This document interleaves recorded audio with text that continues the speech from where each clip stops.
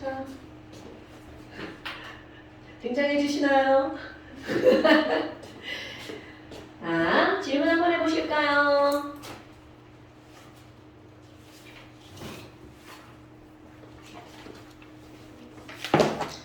질문 없나요?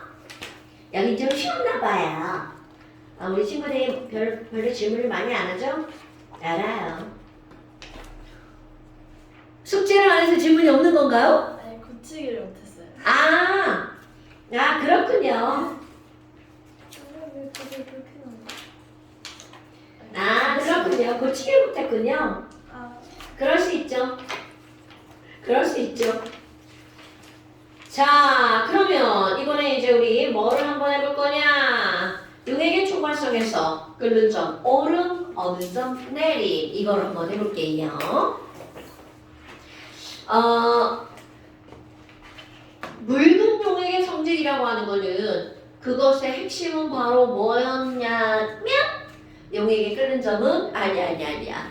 용액이 끓는 점 오름, 어느 점 내림, 그리고 증기압력 내림, 상투함 이런 것들은 용질 종류하고 관계없이 용질의 무언에만 관련이 있다고요. 몰수.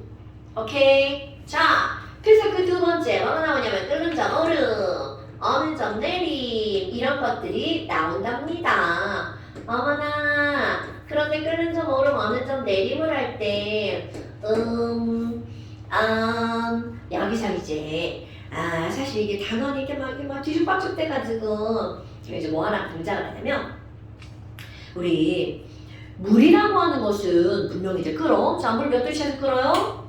100도씨에서 끓죠. 그렇다면 이 끓는 점에 영향을 미치는 요인은 뭐가 있니? 바로 압력이라고 하는 것이 끓는 점에 영향을 준단 말이죠. 끓는 점에 정의 시험을 안 봤다.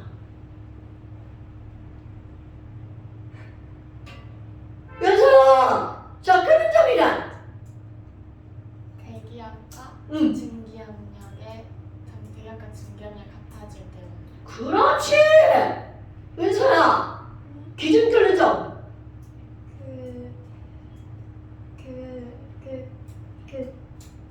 그 대기압과 증기압력이 같을 때 그 1기압에서의 그거. 오케이, 맞아요. 그러니까 이제 말을 처음에 시작할 때 대기압이 1기압일 때. 오케이? 그래서 액체의 증기압력이 1기압일 때 그때의 온도를 우리는 뭐라고 한다고요? 기준 끓는 점. 좋아요. 그래서 아니 우리 있잖아. 그러면 끓는 점 그래프가 시리리릭 하고 이렇게 나온단 말이죠. 뭐야, 그래프가 오늘 왜 멈췄지?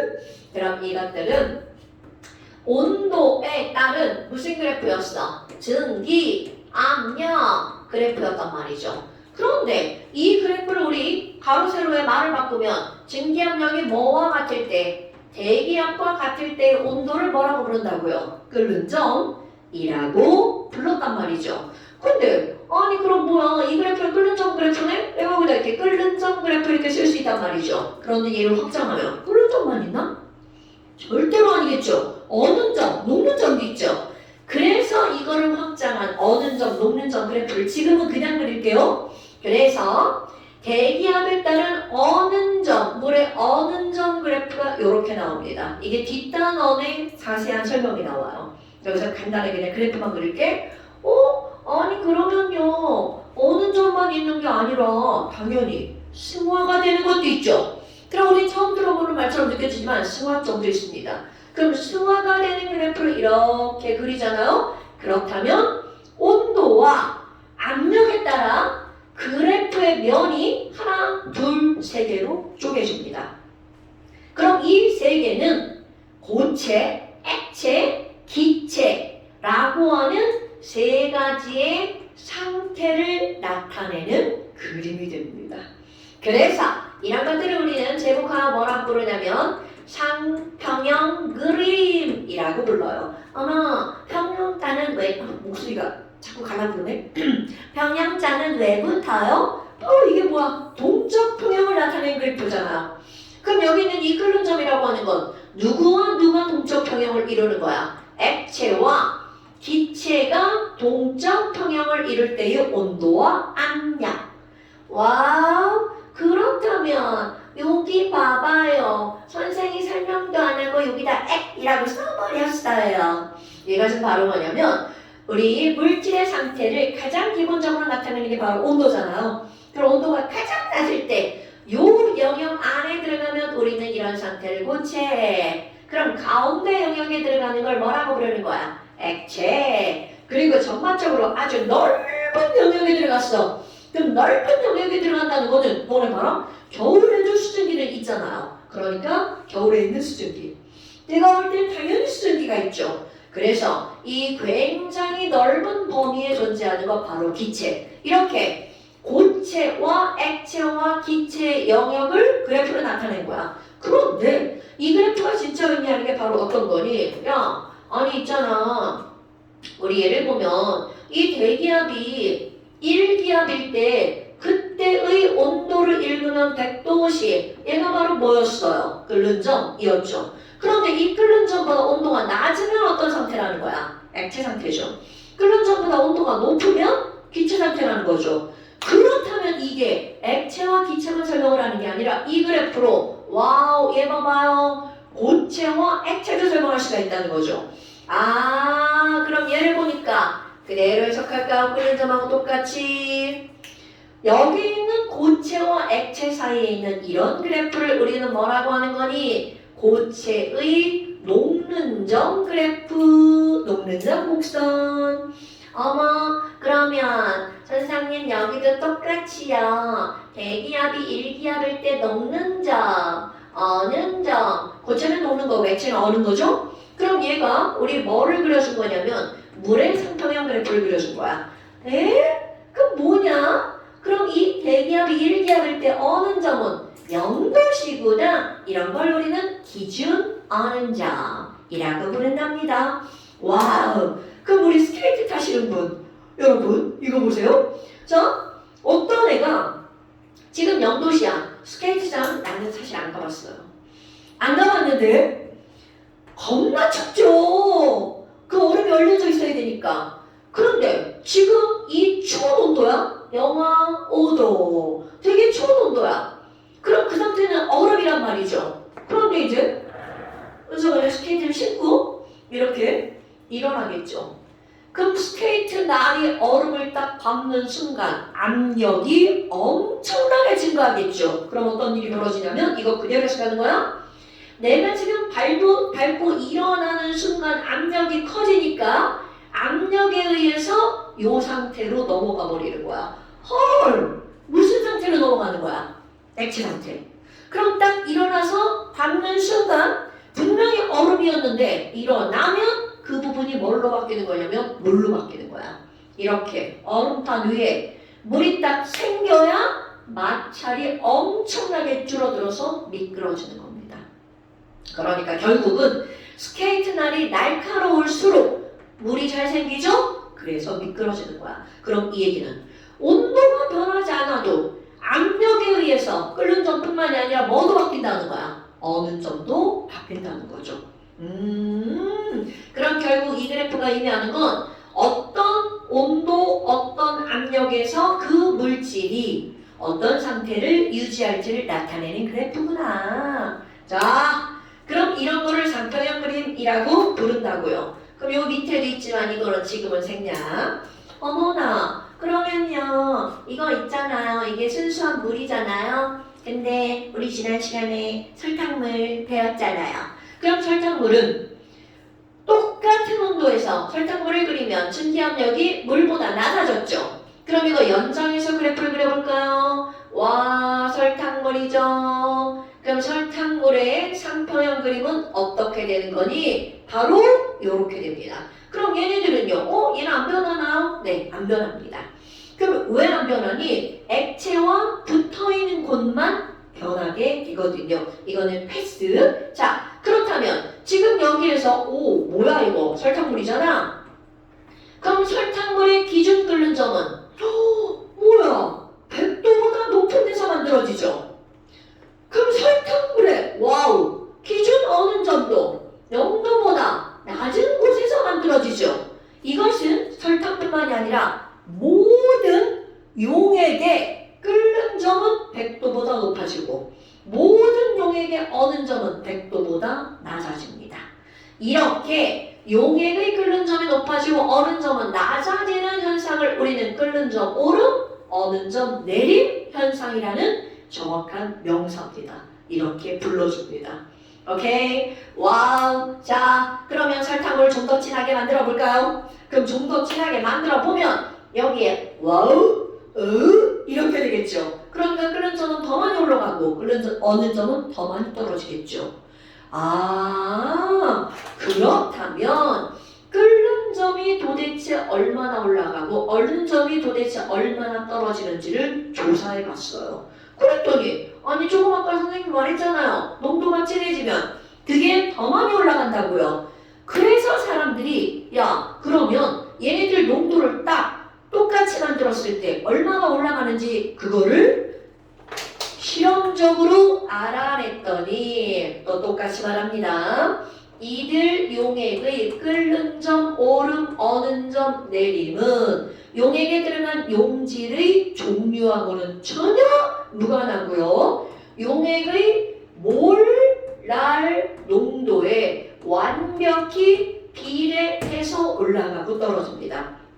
그러다 보니까 어떤 일이 생기니? 어머, 여기는 몰랄 농도네. 그렇다면 이게 물이잖아요. 그래서 물에다가 설탕도 넣어보고 포도당도 넣어보고 다 넣어봤어. 그랬더니 1몰랄 농도당 올라가는 끓는 점은 다 똑같았어. 그래서 이런 걸 우리는 뭐라고 부르니? 끓는 점이 올라가는 정도는 다 똑같았어. 그러니까 다 똑같아. 이런 걸 우리는 끓는 점이 올라가는 똑같은 숫자, 상수라고 부릅니다. 자, 외울 겁니다. 물에 끓는 점 오름 상수. 실제로 작기사는 외우라고 안 하는데 항상 내가 얘기하죠. 화학을 배웠어. 이 정도는 알아야죠. 야, 설탕을 넣었는데 끓는 점이 올라가는데 끝! 이러면 안 되죠. 에휴, 설탕을 얼마나 넣으면 얼마가 올라가? 이 정도를 말할 수 있을 정도. 그렇다면 끓는 점 오름 상수 얼마나 되니? 자, 0.51도씨가 올라갑니다. 바로 1몰랄 농도당.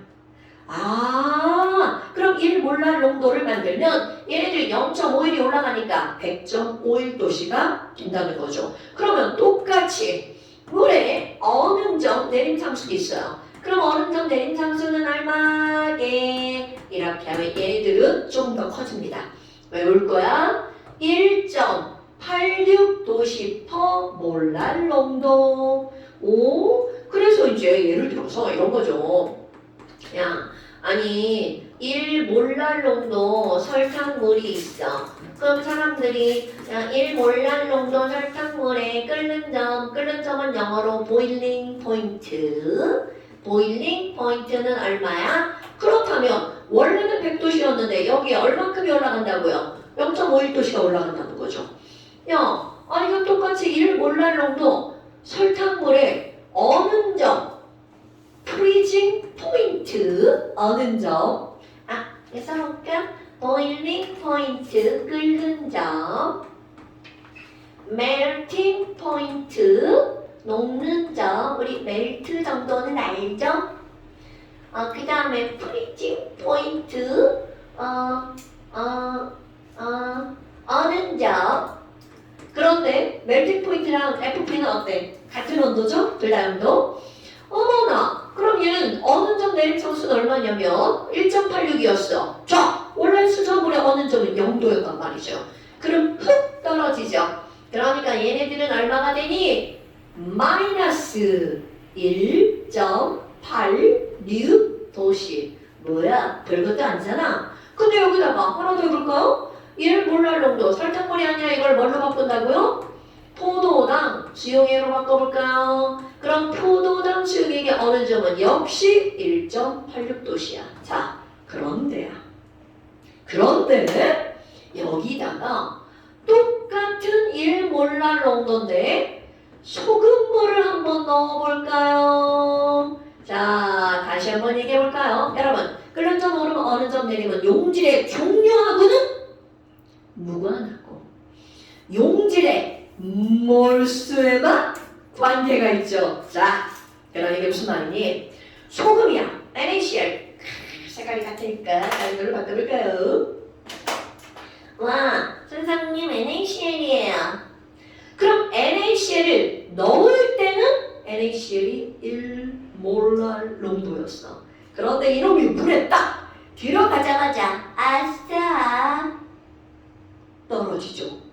그래서 개수가 몇 배로 늘어나는 거야.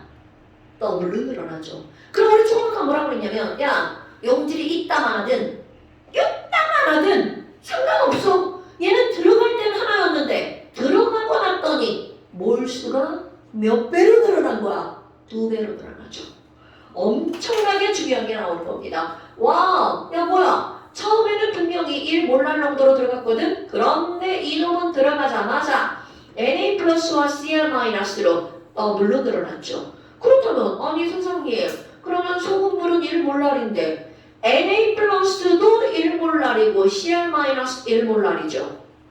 와 뭐야? 입자의 개수가 더블로 늘어났구나. 아 그럼 이온화가 되네. 그러니까 얘네들은 이온의 총 농도가 몇 몰랄이 된 거야? 2몰랄 농도가 됐죠. 그런데 절대로 이렇게 하면 안 돼. 소금물의 농도가 2배가 됐어. 이러면 안 됩니다, 여러분. 소금물의 농도는 여전히 1몰랄이죠. 그런데 쪼개진 입자, 이온의 총 농도가 2몰랄 농도가 된 거죠. 어머나, 그럼 얘네들은 이온화가 됐으니까 몇 배의 효과를 보는 거냐면 두 배의 효과를 보는 거죠. 그래서 어머 포도당은 이온화가 안 되고 NaCl은 이온화가 됐네. 에휴 전해질이구먼. 그럼 전해질은 두 배의 효과를 봐서 얘네들은 얼마의 어느 점이 만들어지는 거니? 3.72도씨의 어느 점이 만들어집니다. 오 뭐야? 아니 그러면 조금 더 많이 쪼개지는 걸 볼까? 똑같은 농도의 염화칼슘이야. 그럼 염화칼슘은 머릿속에서 이온화했나? 얘네는 쪼개지니까 자, 몇 개로 쪼개질 거야? 3개. 와우! 그럼 얘는 몇 배의 효과를 본다는 거야? 3배의 효과. 그러니까 염화칼슘의 어느 점은 바로 영하 5.58도씨가 된다는 거죠. 와, 여러분, 우리 염화칼슘 그럼 어느 점을 확 떨어뜨리죠. 그러니까 얘네들은 잘 안 얼어. 그런데 얼어있던 걸 녹일 때는 금방 녹아버리는 거야. 그래서 이런 것들을 어디에다 쓰는 거니? 바로 눈이 엄청나게 왔어. 그러면 막 야 제설제 뿌려야 돼. 너네들은 안 뿌려봤죠? 근데 이제 지금은 있잖아 공분이었던 우리 오빠 막 눈 졸라 많이 오잖아요. 막 초음이 상세하게 끌려나갑니다. 그리고 뭐 뿌리러 다녀? 제설제 뿌리러 다닙니다. 그렇다면 그때 뿌리는 제설제가 바로 염화칼슘. 물론 염화칼슘만 뿌리진 않아요. 첫 번째는 비싸. 그래서 소금을 섞어서 뿌리죠. 두 번째는 얘가 2+잖아요. 그러면 전환이 강하기 때문에 차량의 부식이 굉장히 더 빨리 진행이 됩니다. 그래서 이거와 함께 모래까지 다 섞어서 뿌리죠. 그래서 이제 겨울 지나고 나잖아. 그 차량은 밑에까지 다 세차를 해줘야 돼. 그런 걸 하부 세차라고 하죠. 그런 거 시험 문제 나오지 않아요? 어머나, 아니 그러면 이렇게 전해질과 비전해질은 약간의 차이가 있는 거구나. 그런데 우리는 결국 얘가 전해질인 비전해질은 입자에 무언의 관계가 있다는 거야. 몰수에만 관련이 있다는 건 달라지지 않는다는 거죠. 됐나요 여러분? 이런 것들이 끓는 점, 오름, 어느 점, 내림에 관한 거야. 근데요 있잖아요. 이거 지금 선생님 물이라고 했는데요. 물이 아니고 액체가 다른 걸로 바뀌면 이 상수값도 달라지나요? 당연하죠. 근데 우리는 물만 할 거니까 물만 외울 거예요. 만약 다른 게 나왔어. 다른 액체가. 그럼 너희들이 거기 나와 있는 표나 뭐가 주어집니다, 여러분. 그러니까 신경 안 쓰셔도 되고요. 외울까? 가만히 있어. 물만 외웁시다. 기운 한번 써볼까? 끓는 점 오름 상수는 K 상수 끓는 점 B, KB라고 써요. 어디까지 나오면 어느 점 내림 상수는 KF 이렇게 쓰고요. 한국말로 졸라 길게 썼잖아요. KB 이렇게 바꿀 수 있죠. 왜 국민은행 같지? 우리 학원에 KW 애들 나오고 수자공사 아니에요? 막 이러고 무슨 K가 코리아라 그래요. 자, 이렇게 바로 끓는 저 보름 어느 점 내림이 나왔어요. 그러면 이번에는 삼투압도 한번 볼까요? 삼투압. 오, 여러분, 너네 삼투압 이런 거 들어봤어, 안 들어봤어?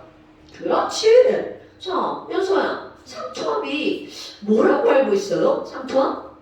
온도와 다르게 이렇게 그 반투랑 사이에 이렇게 있으면은 오, 야, 다네. 삼투압. 아이 시작이 되면 낙서를. 아유, 우리 애기들은 진짜. 아유, 진짜 내가. 아유, 아유, 아유. 잘 시간대. 자, 삼투압. 오, 설명 정확하겠습니다. 그리고 이런 삼투압이라고 하는 거는 일단 우리 이런 걸 한번 생각해 봅시다. 삼투압은 뭔가 물질이 이동하는 거야. 근데 물질이 이동하는 방법에는 좀 몇 가지가 있는데요. 그 중에 너네들이 가장 쉽게 할 수 있는 거 확산. 중1 때 배웠네 확산. 그럼 확산이라는 건 너무 당연한 거. 정님아, 쌤이 수업하다가 방구를 뻥 꼈어. 그러면 이 방구 분자들이 막 가가지고 막 퍼져나가서 냄새가 나죠. 이렇게 여기에 모여있던 고농도. 그래서 저농도 쪽으로 입자가 움직이죠. 아주 자연스러운 현상. 확산이라고 하는 것은 고농도에서 저농도로 뭐가 물질 이런 걸 용질이라고 바꿔볼까요? 물질이 이동하는 현상 이런 걸 우리는 확산이라고 하죠. 그런데 이런 확산이라고 하는 것은 바로 저절로 일어나는 거죠. 이런 걸 자발적 반응이라고 부릅니다. 그러니까 에너지 따위 필요 없어. 이게 너무 당연한 거야. 그렇다면 두 번째 뭐가 있냐면 능동수소. 이건 화학에서는 안 나오고 생물에서 나오는데요.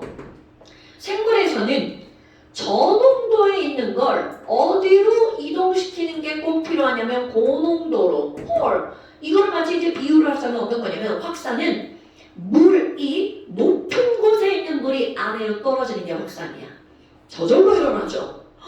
그러면 낮은 곳에 있는 물이 고농도, 저 높은 곳으로 이동을 하기가 어렵죠. 스스로는 못한다는 거죠. 그러면 펌프로 막 퍼올려가지고 위쪽으로 올리면 된단 말이야. 그러니까 여기에서는 반드시 뭐가 필요하다는 거야? 에너지가 필요하죠. 여기서 중요하지 않아요? 생물 시간에 나옵니다. 아이고야. 그럼 저농도에서 고농도로 용질이 이동하는 거. 그럼 얘네들은 저절로 일어나지 않아. 그러니까 반드시 뭐가 필요하다고요? 에너지가 필요하죠. 에너지가 필요하죠. 우리 몸에서는 엄청 중요한 일이야. 자, 그 다음에 뭐가 나오는 거니? 바로 삼투 현상이라고 하는 게 나오죠. 그럼 이런 삼투 현상이라는 건 바로 어떤 거니? 이제 막 하나가 나오는데요. 너는 거름종이 이런 거 들어봤죠? 그럼 이런 거름종이는 내가 거기다가 막 설탕물을 막 타. 그래서 설탕을 다 녹였어. 그리고 거름종에다 붓잖아요? 그럼 그 밑에 물도 지나가고 설탕도 지나갑니다. 그럼 물에 녹은 것들은 일단 다 지나가. 그럼 용질도 지나가고 용매도 지나간다는 얘기죠. 이렇게 전부 통과하는 막을 전투막이라고 부릅니다. 전부 통과하는 막, 전투막, 거름종이야. 그런데 이 거름종이는 우리 눈에는 안 보이지만 입자 크기가 겁나 커요. 그러니까 설탕 지나가고요. 물 다 지나갑니다. 그런데 저 막이 입자의 크기가 여기 있는 이 구멍의 크기가 엄청 작은 막이 있습니다. 바로 우리의 세포막. 그려 뭐? 이거 막입니다. 막. 그런데 구멍이 엄청 작아. 그럼 그럼 내가 이쪽에다가 야 여기 저농도 그럼 저농도는 물은 상대적으로 매우 많고요. 그럼 여기에는 설탕 개수는 몇 개 없어요. 근데 딱 봐도 뭐야 설탕 2구멍 통과 못하게 생겼죠? 그러니까 용질과 용매 중에 조그만 거 하나만 통과하는 거야. 그러니까 반만 통과하는 막 이런 걸 우리는 뭐라고 하는 거냐면 반만 통과하는 막 반투과성 막 줄여서 반투막이라고 부릅니다. 와 그럼 오른쪽은 고농도. 그럼 고농도는 용질이 엄청 많아요. 아이쿠 조금 많이 그려놔 볼까요? 그리고 상대적으로 물은 별로 없어요. 이게 바로 고농도죠. 아니 그러면 여기 있는 애들이 어떤 일이 벌어지니? 당연히 용매든 용질이든 막 움직이겠죠. 그럼 여기 있는 이 용매가 나 구멍 통해서 저쪽으로 갈 거야. 움직이다 보면 움직이겠죠. 이동하겠죠. 그런데 지금 여기 있는 얘 봐봐. 나도 갈 거야. 방해받았다. 나 갈 거야. 가버렸죠? 그럼 여기 있는 애 나도 방해받았다. 그럼 4개 시도에서 2개가 방해받았죠. 그럼 여기 한번 볼까요? 얘네들은 약간 다른 거. 그럼 여기 있는 애가 나 가야지 슉 지나가 버리죠. 나도 갈 거야 슉 지나가 버리죠. 아유 너무 멀리 그렸는데 다들 나도 갈 거야 슉 지나갑니다. 그런데 여기 있는 애 나도 에이 나 방해받았어. 그럼 얘네들 4개 시도해서 3개 성공. 그럼 결론적으로 어떤 일이 벌어지니? 저농도에서 고농도 쪽으로 이동하는 물분자가 3개야. 그런데 고농도에서 저농도 쪽으로 이동하는 물분자가 2개야. 그럼 결과적으로는 저농도에 있던 물분자가 어느 쪽으로 가버린 거야? 고농도 쪽으로 가버린 거죠. 와우! 그럼 뭐야? 용질은 통과할 수 없어. 그러다 보니까 저농도에서 고농도로 뭐가 이동하는 거니? 물이 이동하게 되죠. 그럼 이걸 더 쉽게 표현하잖아요. 아니 근데 선생님 너무 당연한 거 아니에요? 왼쪽은 물이 많고 오른쪽은 물이 적잖아요. 그러니까 물이 많은 데서 물이 적은 데로 저절로 이동하는 거. 아하, 그럼 삼투현상은 바로 어떤 거니? 삼투현상은 요 말이 들어가야 되겠죠? 저농도에서 고농도로 뭐가 이동하는 거라고요? 물만 이동하는 현상. 그런데 물이라고 하는 걸 우리는 용매만 이동하는 거죠. 그런데 아무 데서나 이런 일이 일어나는 게 아니라 반드시 무슨 막을 통해서 반투막이 있을 때 이런 일이 벌어지는 거죠. 자, 삼투현상이 뭐야? 반투막을 통해서 저농도에서 고농도로 물만 이동하는 현상이야. 그런데 이런 것들은 결국은 뭐와 동일한 현상이냐면요. 아니 물이 많은 데서 물이 적은 데로 간 거잖아. 그럼 얘네들은 결국은 물이 확산한 걸 설명한 겁니다. 우리 아까 맨 처음에 확산 설명할 때는 고농도에서 저농도로 용질이 이동했죠. 오케이? 그러니까 용질의 입장에서 설명한 게 확산이야. 그런데 이 삼투 영상은 용매의 입장에서 용매가 많은 데서 적은 데로 이동한 거죠. 그런데 이렇게 물이 확산하면 자 상상해볼까요?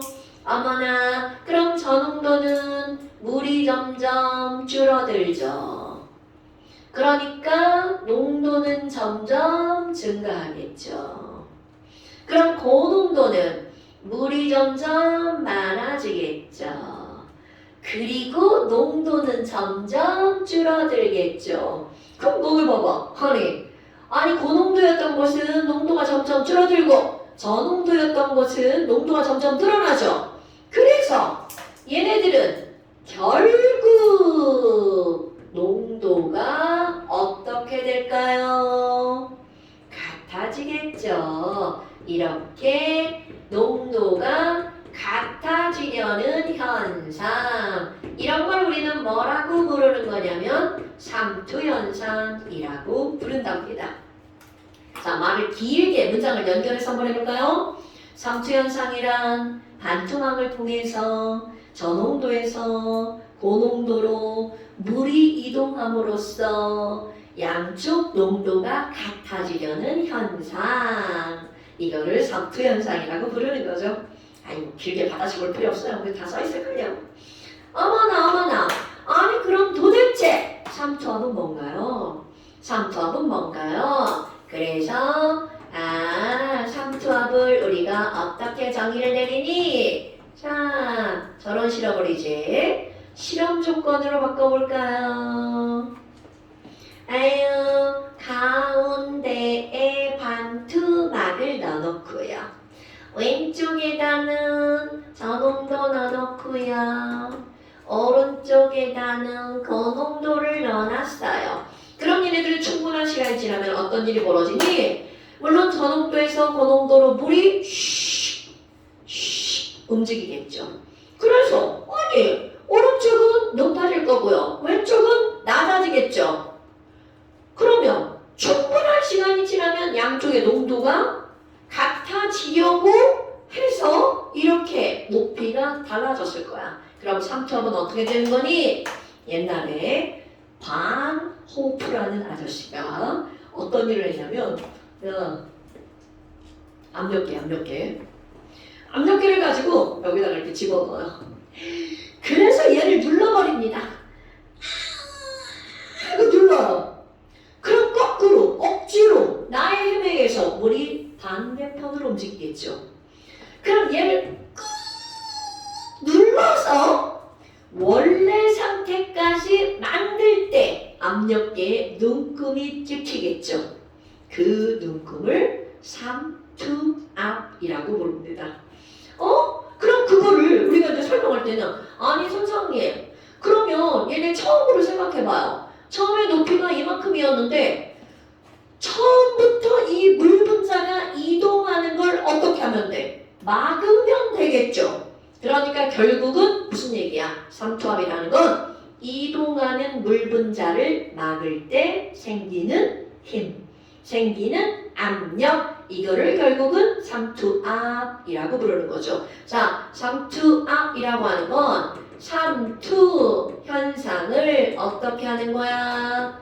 막을 때 필요한 그때의 압력, 이거를 삼투압이라고 부릅니다. 그런데 이제 중요한 건, 아니 그래서 이 삼투압을 측정하면 어떻게 되는 거야? 무엇과 관련 있니?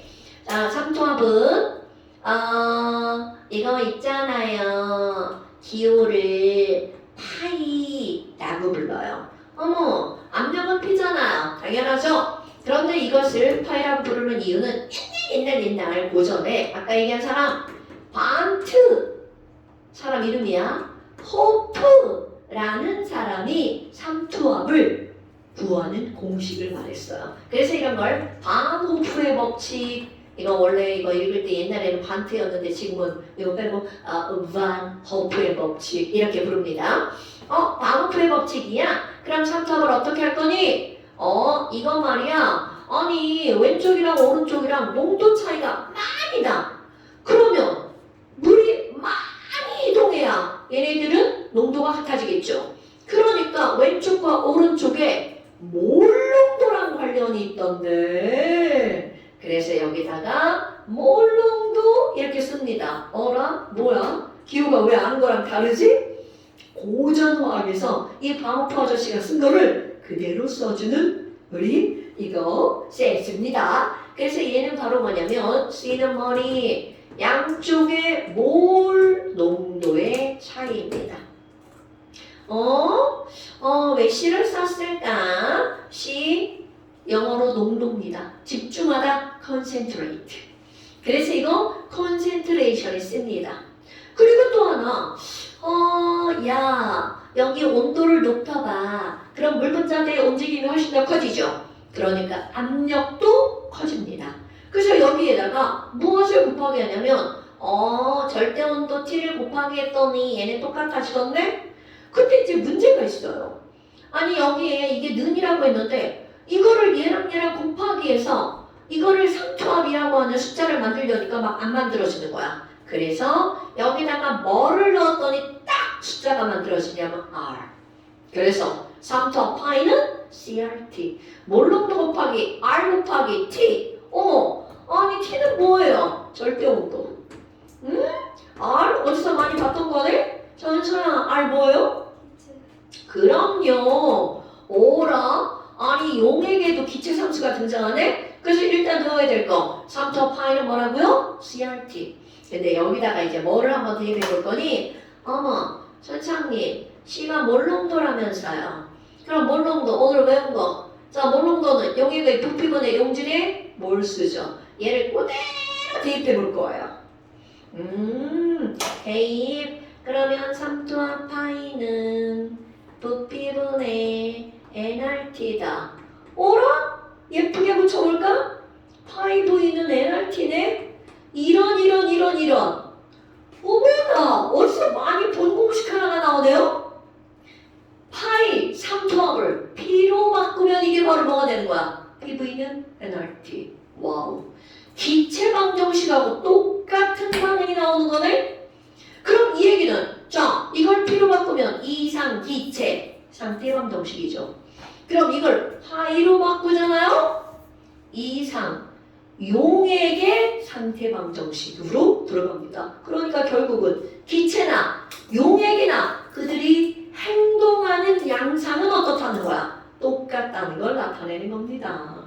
아이고 뭐냐? 그럼 파이 V는 NRT야?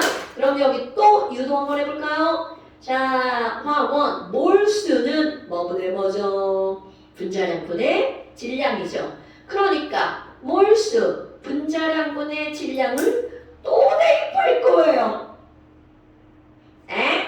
뭐야? 자꾸 왜 대입하고 그래? 그러니까 파이 곱하기 V는 자 대입해볼까요? 분자량분의 스몰 w RT. 그래서 뭘 얻어낼 거니? 분자량. 자, 분자량은 파이 곱하기 V분의 WRT. 이게 뭐야? 막 공식만 유도해. 자, 그렇다면 이게 바로 어떤 거니? 어떤 미지의 용질이 있는 거야.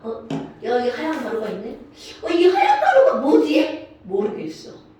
그럼 얘를 물에다가 탑니다. 그럼 여기 물 타고 여기 타고 다 타가지고 상투합을 쭉 해서 상투합 특정 그리고 용액의 부피 그리고 용액에 넣은 하얀 가루의 질량 그리고 현재 온도 이거를 재서 그들의 무엇을 알아낼 수 있니? 하얀 가루의 분자량을 알아낼 수가 있습니다. 그러니까 어떤 미지의 고체 용질의 분자량을 알아낼 때 바로 이런 공식을 쓴다는 거죠.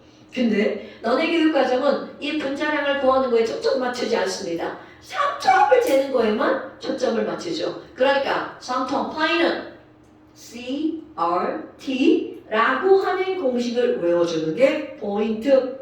그런데 어떤 문제에서 좀 깊이 들어가잖아요? 그럼 이렇게 너네 영재구나 아니면 과학고 문제에는 이런 분자량까지 충분히 나올 수 있겠죠.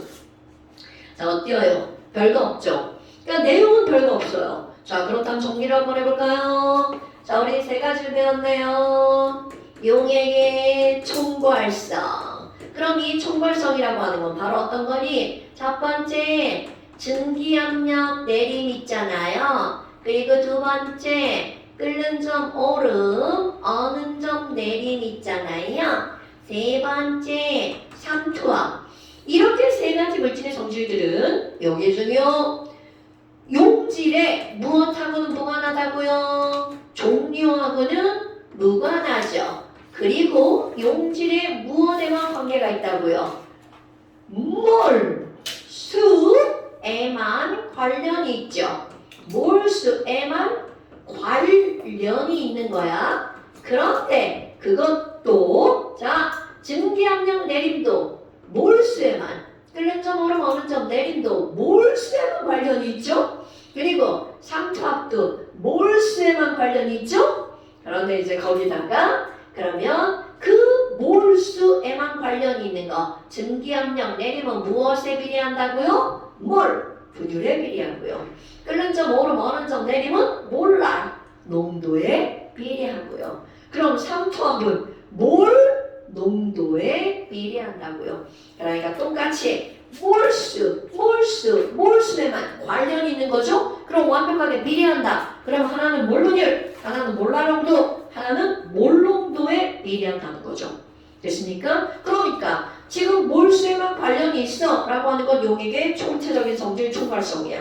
그런데 그걸 구체적으로 들어가면 몰, 분율에 관계 있는 건 뭐야? 증기압력 내림. 몰, 랄농도에 관계 있는 건 뭐야? 끓는 점 오름, 어는 점 내림. 몰, 분율과 관계 있는 건 뭐야? 그럼 얘네들은 삼투압. 이렇게 각각을 구별해서 알고 있어야 된다는 거죠. 물분율이 삼투압이라고. 내가 물 분율이 삼투압이라고 했어? 네. 몰, 농도가 삼투압. 오케이. 됐어요, 여러분? 이런 것들이 바로 용액의 총괄성이야.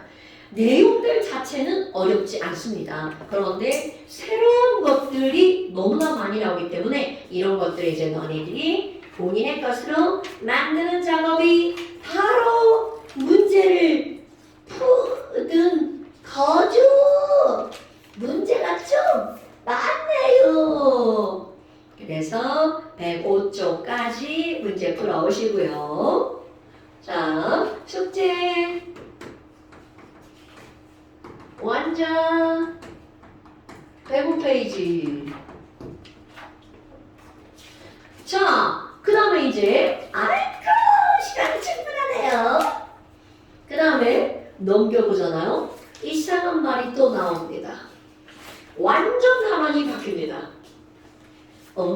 엔탈피 이런 이상한 게 나옵니다. 엔탈피 이런 것들이 등장합니다. 자, 조금 쉬었다 한번 해볼까요? 칠판을 줘볼까요?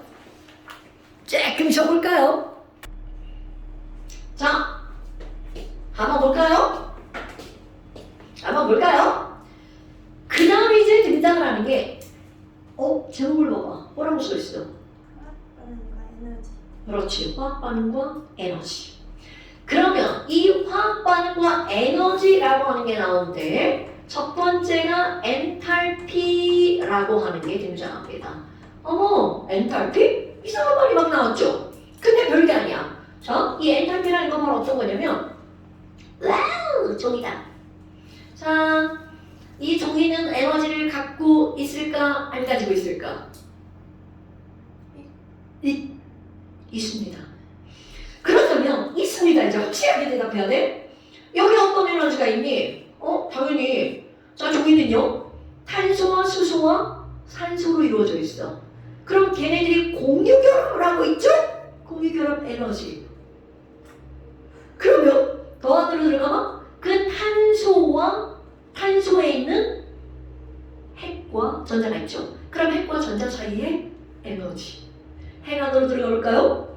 양성자와 중성자가 있죠. 양성자와 중성자 간의 에너지. 또 양성자를 파고 들어가 볼까요? 쿼크? 어디서 들어봤죠? 쿼크들 간의 에너지. 더 작은 입자들 있죠? 그런 입자들 간의 무한정 에너지들이 존재할 수밖에 없다는 거죠. 그래서 이런 걸 물리에서 뭐라 그래? 질량을 갖고 있는 모든 물질은 뭐를 갖고 있다? 에너지를 갖고 있다. 그러니까 얘는 에너지가 있죠. 그걸로 끝나는 게 아니라 얘가 갖고 있는 모든 에너지의 총량, 이거를 우리는 뭐라고 부르는 거니? 엔탈피라고 부르는 겁니다. 그럼 에너지가 있다는 걸 뭘로 확인할 거예요? 가장 쉽게 확인하는 방법이 뭐니? 얘를 태워보는 방법입니다. 태우면 뭔가 막 열이 나오죠?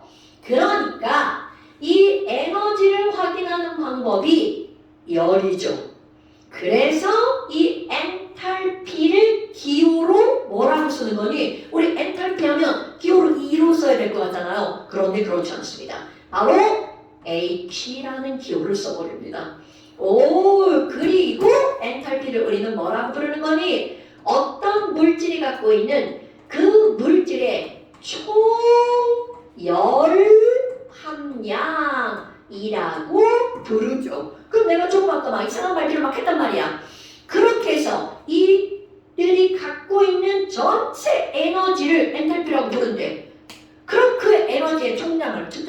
있으니 절대로 얘가 얼만큼 갖고 있는지는 모릅니다. 그러니까 여기서 기억할 건 엔탈피는 측정이 가능하니 불가능하니 측정이 불가능하답니다. 어머, 그러면 말도 안 돼요. 얘 열 나온다면서요. 당연하죠. 자, 태워볼까요? 얘 에너지 얼만큼 갖고 있나 몰라. 열이랑 나옵니다. 아이 뜨거. 그럼 이 열을 가지고 물을 데워요. 니네 이번 시험 지난번 시험 보면였나? 열? 아니 기말. 기말고사요? 그럼 얘를 데워가지고 얘 열 나오는 걸 가지고 물을 데워요. 그럼 물이 뜨거워지죠. 그럼 물이 뜨거워지면 그 물이 얻은 양을 계산할 수 있단 말이죠. 이 화학원 뒷파트예요. 그럼 물이 얻은 양이 100이야. 그럼 그 100을 어디서 얻었어? 얘가 타면서 나온 열에서 얻었죠. 자, 그러면 물이 얻은 양이 100이면 얘한테서 빠져나온 열도 얼마라는 거야? 100. 헐! 그럼 뭐야? 자, 얘 맨 처음 에너지를 모른다며. 그런데 얘가 타면서 얼만큼의 열이 빠져나온 거야? 100만큼의 열이 빠져나온 거죠. 그러면 여기 있는 이 종이가 제로 변하면서 100의 열이 사라진 거는 알 수가 있어. 그런데 처음에 얼만큼의 에너지가 있었는지, 그리고 얘가 100이 빠져나가서 얼만큼의 엔탈피가 남아있는지도 알 수 없어요. 자, 그럼 이 말은 무슨 말이니? 처음에 어떤 물질이 종이가 갖고 있는 엔탈피가 얼마야? 라고 묻잖아. 몰라. 이겁니다. 근데 얘가 타서 제로 변했어. 그래서 얼만큼의 에너지가 나가버렸다고요? 야, 100만큼이 밖으로 빠져나갔어. 그래서 남아있는 제 엔탈피 얼마야? 그것도 몰라. 그런데 단지 종이와 재의 엔탈피의 차이가 얼마다? 100이다 라고 하는 건 알 수가 있다는 거죠. 그렇다면 결국 이 차이, 여러분, 엔탈피의 차이, 길이의 차이, 속도의 차이, 시간의 차이, 차이를 부를 때 이 앞에다가 뭐를 쓰나요? 뭐뭐의 차이, 그렇죠? 이런 걸 쓰죠. 와, 그러면 델타라고 하는 거, 자, 모든 델타는 뭐에서 뭘 빼는 거냐면 나중 거에서 처음 거. 그러니까 얘는 와, 이거 뭐예요? 나중 엔탈피. 이건 처음 엔탈피잖아요. 그러니까 나중 엔탈피에서 처음 엔탈피를 어떻게 해주는 거야? 빼주는 게 델타 H죠. 그러면 사실 내가 이제 난 계속 이렇게 불러요. 나중 엔탈피라고 하는 건 결국은 뭐야? 생성물의 총 엔탈피. 그럼 처음 엔탈피는 반응물의 총 엔탈피. 그러면 결국은 엔탈피의 변화량고 하는 건 생성물의 총 엔탈피에서 반응물의 총 엔탈피를 빼는 거죠. 어머, 근데 선생님, 얘 봐봐요. 생성물의 총 엔탈피보다 반응물의 총 엔탈피가 더 많아요. 그렇다면 굉장히 중요한 거 나옵니다.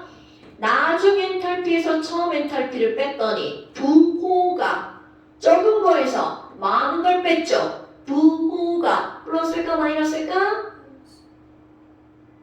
근데 잘못 들었나? 자, 요만큼에서 요만큼을 뺐어. 그럼 플러스야 마이너스야? 마이너스. 그렇게 얘기했어? 음수. 음수. 그렇구나. 지금 플러트라고 들어가지고 기가. 자, 좋아요. 그럼 지금 이거는 나중 거에서 처음 걸 뺐더니 그 부호값이 뭐가 나온 거야? 마이너스가 나온 거죠. 그럼 이거는 더 낮아졌구나. 그래서 내가 여기다 숫자까지 집어넣어 볼까요? 야, 그럼 너는 델타 H는 마이너스 100이야. 이렇게 표시합니다. 마이너스 빠져나갔어. 그렇다면 이렇게 마이너스 겁나 길게 썼어요. 강조입니다. 마이너스 100이라고 하는 건 100만큼의 열이 빠져나갔어. 그래서 나의 엔탈피는 줄어들었어. 이런 의미죠. 그래서 이런 반응을 우리는 무슨 반응이라고 부르니? 그래, 하 포인트 단어입니다. 바로 발열 반응. 그렇다면 얘를 A, 얘를 B라고 한번 표시해 볼까요? 야, 아니 A가 B로 변하면서 열의 변화량이 마이너스 100이야. 그러면 이 얘기는 A가 B로 변하면서 100만큼의 열이 마이너스 됐어죠. 빠져나갔어. 그럼 이런 것들을 우리는 무슨 반응이라고 부르는 거니? 바로 발열 반응이라고 부릅니다. 됐어요? 아, 근데요. 지금은 얘 입장에서만 설명했잖아? 아니, 주변으로 가볼까요? 얘가 100을 막 어디로 내보낸 거야? 주위로 100을 내보냈죠. 그렇다면 주위는 졸지에 가만히 있다가 100이 나한테 훅 들어간 거야. 자, 너희들이 가만히 있는데 누가 100의 열을 확 줬어. 그럼 니네 뭐라 그래? 옳지, 뜨거워. 이렇게 된다는 거죠. 그러니까 이 주위로 열을 방출하면 주위의 온도는 어떻게 될까요? 높아지겠죠. 이거 대답해야 되고. 그럼 내가 열을 내보내면 내 주위의 온도는 어떻게 될 수밖에 없다고요? 높아질 수밖에 없다고요. 자, 오늘의 핫 포인트. 여러분, 발열 반응이 일어나면 물질의 엔탈피는 낮아지죠. 그리고 주위의 온도는 어떻게 한다고요? 상승한다고요. 그런데야. 아니, 이렇게 우리의 교실이 있어요. 그러면 여기에 하나의 물질들이 반응하고 있어요. 그럼 물질들이 반응하고 있고 그 교실의 나머지 공간을 조이라고 한번 생각해 볼까요? 그럼 얘네들이 열을 딱 방출해서 주위의 온도가 어떻게 됐다고요? 올라갔다고요. 그렇다면 이 물질들은 어떻게 될 거냐라는 거야. 자, 잘 생각해야 됩니다. 여러분, 물질인 A가 B로 변하면서 에너지의 변화가 있었죠. 그럼 이런 것들은 어떻게 일을 하면 되는 거니? A가 B로 변하면서 열을 쓰고 반응에 막 쓴 거야. 그리고 남은 열을 내보낸 거야. 마치 너네들이 방 청소를 하고 나온 쓰레기를 내보낸 거야. 그러면 내 방이 가난해지나요? 절대로 안 가난해지죠? 그럼 이 말은 무슨 말이니? 처음에 A라는 물질이 B로 변하면서 막 반응을 하고 났더니 열이 남았어. 그래서 그 열을 내보낸 거야. 그럼 burst. 쓰고 남은 열을 내보냈기 때문에 일단 burst A와 B로 변하면서 얘네들은 1단이야. burst 1단계 온도는 불변합니다. 그런데 두 번째 이거를 어디로 내보낸 거야? 주위로 내보냈죠? 그러면 주위의 온도는 어떻게 됐다고요? 상승했다고요. 헐, 그러면 이제 최종적으로 결과야. 충분한 시간이 지나면 어떤 일이 벌어질 거니? 물질의 온도는 그대로였는데 주위의 온도가 올라갔죠. 그러면 충분한 시간이 지나면 열평형이 이루어지죠. 그러면 여기 있는 물질과 주위의 온도가 어떻게 될까요? 같아지겠죠. 그럼 이제 숫자를 두어 볼까요? 맨 처음에 반응이 일어나기 전 여기의 온도도 20도, 주위의 온도도 20도였어. 그런데 쓰고 남은 열을 막 내보냈죠? 그래서 주위의 온도가 30도로 상승했어. 그럼 여기는 온도가 불변 20도, 주위의 온도는 30도. 그럼 충분한 시간이 지나면 그들의 뭐가 이루어진다고요? 열평형. 와, 충분한 시간이 지나면 열평형이 이루어지죠. 그래서 24도가 됐다라고 생각을 해봐요. 그럼 이 얘기는 무슨 말이니? 뭐야? 그러면 처음에 20도였고 최종 결과 몇 도가 된 거죠? 24도가 된 거죠. 그래서 결국은 중간 과정 다 빠지고 처음과 충분한 시간이 지났을 때 온도를 보면 처음보다 반응물도 주위도 모두 온도가 어떻게 된다고요? 상승한다고요. 막 쉬운 걸 엄청 어렵게 설명하는 거예요 지금. 그러면 결론. 발열 반응이 일어나면 온도는 어떻게 된다고요? 올라간다고요. 자, 나 아파. 막 감기 걸렸어. 그럼 우리 뭐라 그래? 나 열나. 그럼 열나면 내 체온이 어떻게 돼요? 상승을 하죠. 바로 이런 겁니다. 자, 결론. 바로 뭐야? 발열 반응이 일어나면 우리는 주위로 열을 방출하기 때문에 처음에 설명할 땐 주위의 온도가 올라가 이렇게 얘기합니다. 그런데 주위만 뜨거워지는 게 아니라 그것을 포함하고 있는 이 안에 모든 것들의 온도가 어떻게 된다고요? 올라간다고요. 자, 아까의 내용으로 돌아볼까요? 오늘 설명한 것의 핫포인트. 발열 반응이 일어나면 그들의 델타 H의 부호는 마이너스가 됩니다. 그럼 주위의 온도가 상승한다의 주위를 빼고 그것과 관련된 모든 것들의 온도는 어떻게 된다고요? 올라간다고요. 그럼 흡열 반응이 일어나면 어떻게 되죠? 자, 흡열 반응이면 엔탈피, X라는 물질이 있었어. 와, 나 에너지를 주변에서만 흡수할 거야. 그러니까 X의 엔탈피는 많아져서 Y로 변했어. 그런데 졸지에 주위의 열을 흡수할 거야. 그러면 주위는 졸지에 가만히 있다가 열을 뺏겨버렸죠. 그러니까 너무나 당연하게 주위의 온도는 어떻게 된다고요? 낮아진다고요. 그러면 도대체 이 X라는 놈은 이 열을 갖다가 무슨 짓을 한 거니? 바로 그 열을 뭐에 사용했다고요? 반응에 사용했다고요. 그러니까 반응에 사용하니까 아까랑 똑같아. 첫 번째 온도는 안 올라갑니다. 그런데 충분한 시간이 지나면 주위의 온도가 낮아졌기 때문에 여기 있는 물질의 온도도 함께 처음보다 낮아지는 거라고요.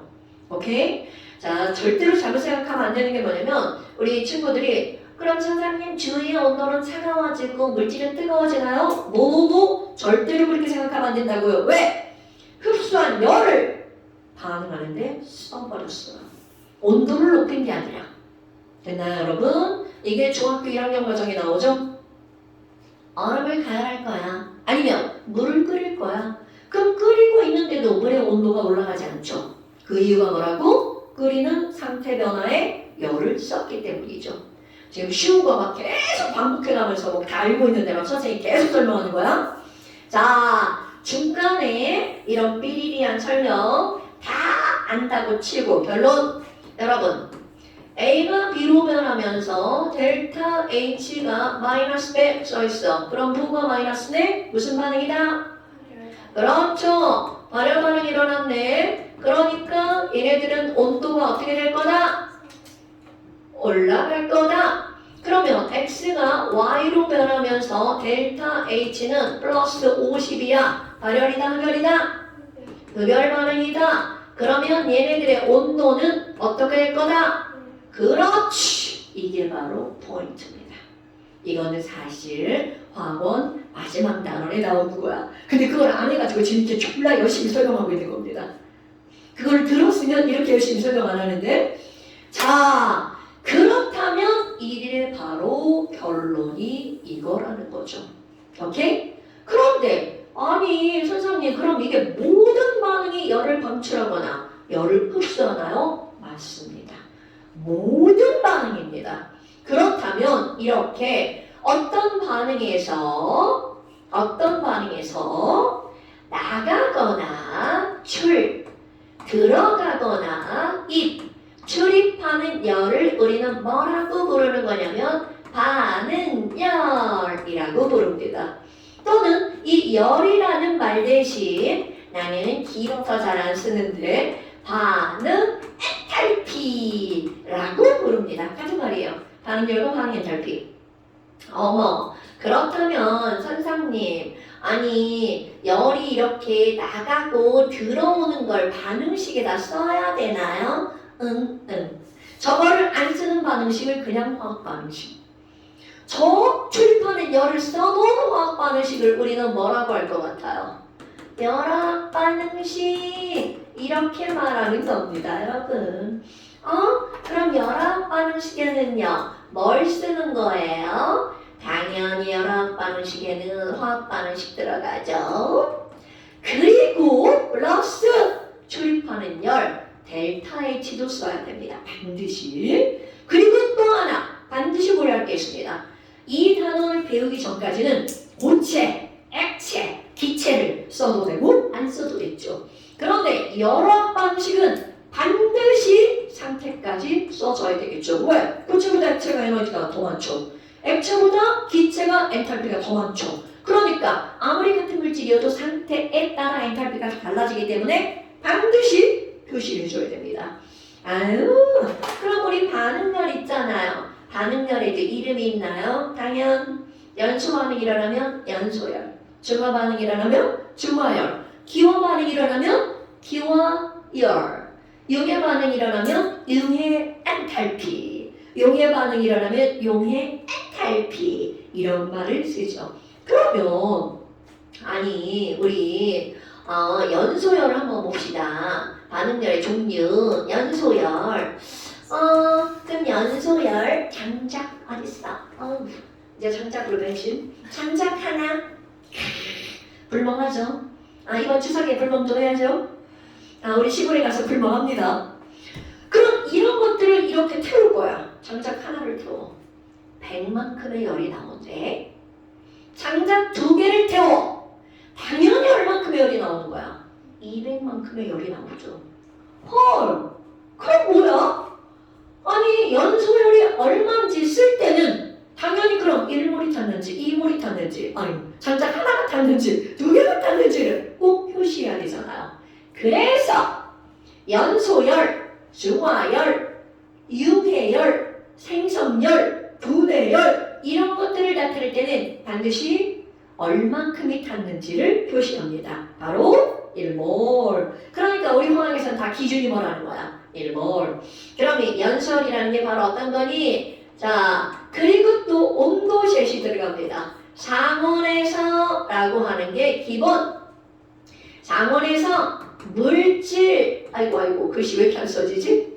1몰. 이게 바로 모든 것들의 연소열, 융해열, 분해열, 생성열을 나타낼 때 기본 상태. 자, 어떤 물질 1몰이 완전 연소, 아이고 글씨 왜 이래? 큰일 났네 이거 연소 글씨 닮아가는데 이거? 완전 연소. 야 가만히 있는데 막 태클 걸죠? 연소할 때 방출되는 열, 이게 바로 연소열이야. 그러면 선생님 중화열은 뭐예요? 당연히 또 그대로 들어갑니다. 상온에서 물 1몰이 생성될 때의 열, 이게 중화열입니다. 너무 당연하죠?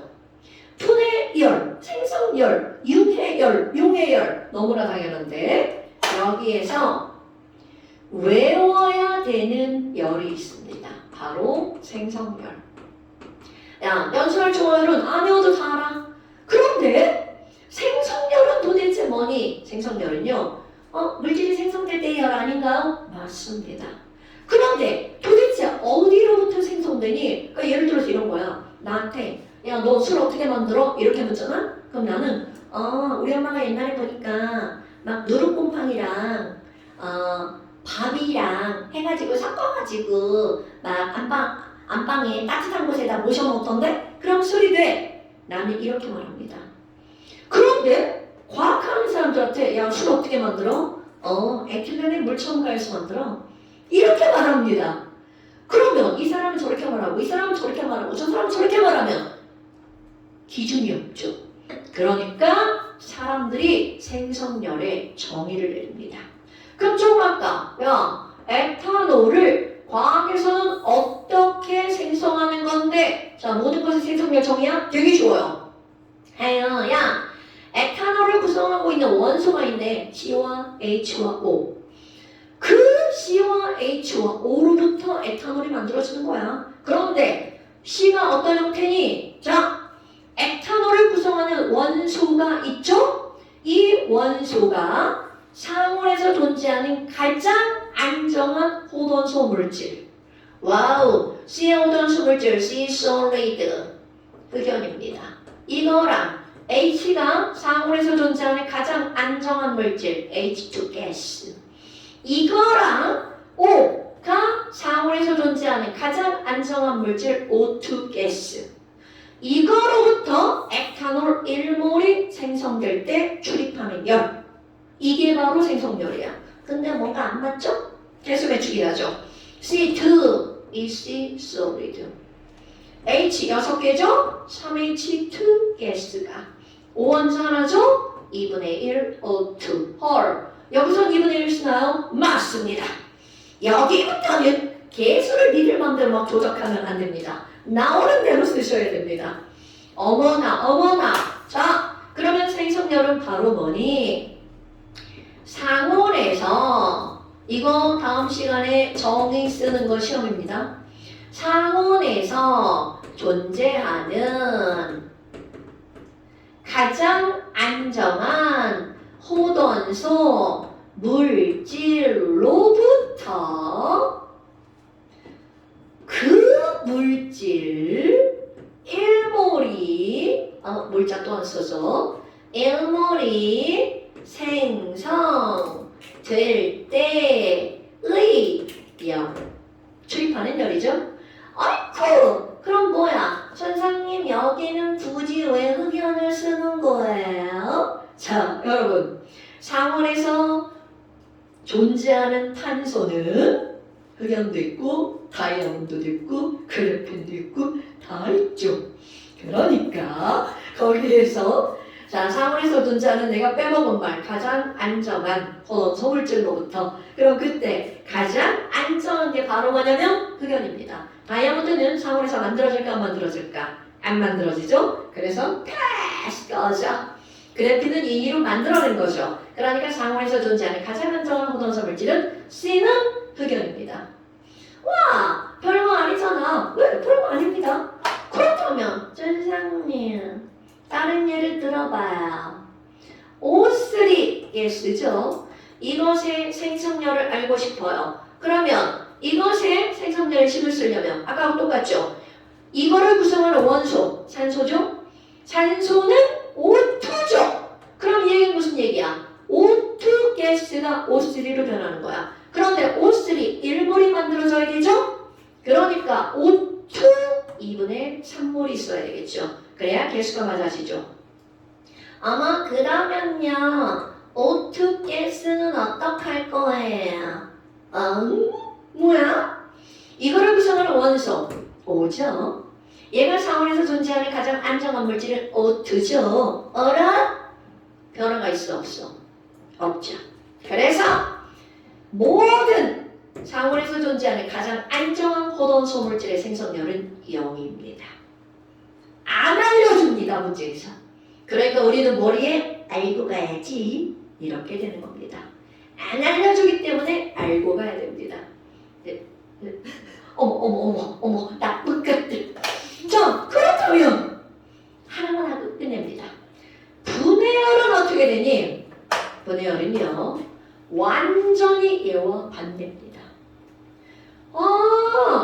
그럼 분해열은 생성열과 화살표만 반대로 바뀝니다. 와우! 생성열은 에탄올이 생성물로 들어갔죠. 근데 분해열은 에탄올의 분해열이 뭐야? 도만 반대야. 그럼 예를 들어서 에탄올의 생성열이 델타 H는 마이너스 100 방출이야. 숫자를 못 외워서 이렇게 씁니다. 마이너스 100. 그러면 야 에탄올의 분해열은 뭐야? 거꾸로 쓰는 겁니다. 아유 상태 안 좋네. 리퀴드. 거꾸로 씁니다. 그리고 땡땡땡 썼죠? 델타 H는 숫자는 똑같아요. 반대니까 부호만 바뀌겠죠. 그래서 플러스 100 이렇게 됩니다. 즉 생성열과 분해열은 식의 화살표만 반대로 바뀌고 델타 H의 크기는 똑같고 부호만 반대. 오케이. 졸라 쉬운 겁니다. 그래서 숙제. 아유 숙제가 좀 많네. 우리 친구들도 시험 끝나고 숙제 졸라 올 거예요.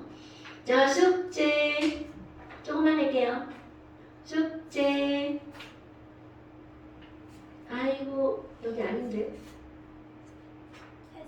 헬스 아니야. 헬스는 다음 시간에 올 거야. 아 여기다. 여기 맞죠? 네 맞아요. 아이고 125초까지.